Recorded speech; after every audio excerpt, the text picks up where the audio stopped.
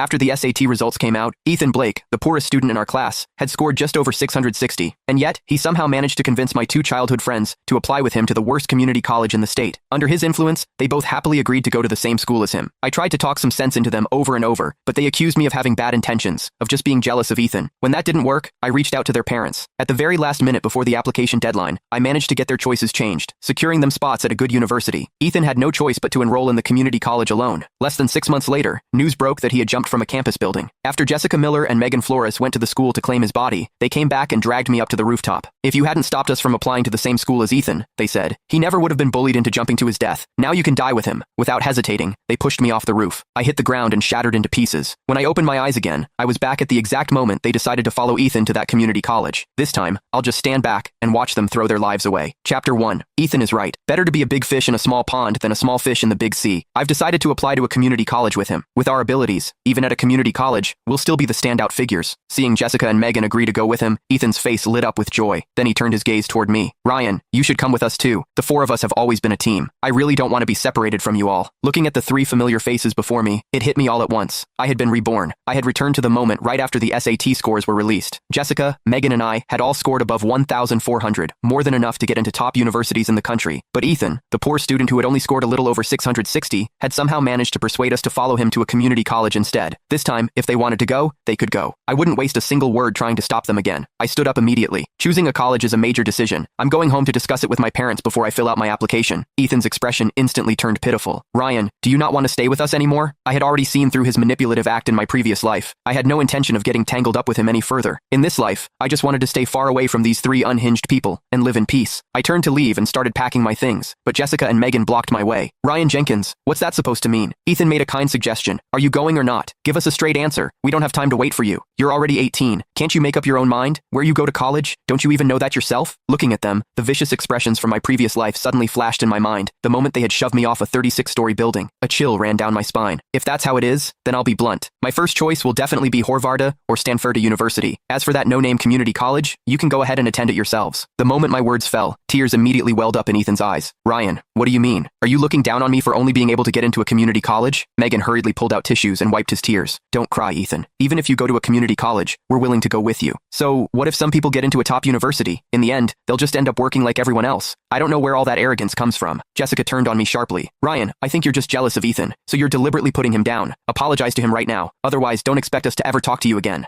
Their blatant defense of Ethan chilled me to the bone. I had grown up with them. For as long as I could remember, Jessica and Megan had been like family to me. They once swore they would treat me well for a lifetime, that no matter who I chose in the future, the other would sincerely support me. But everything changed in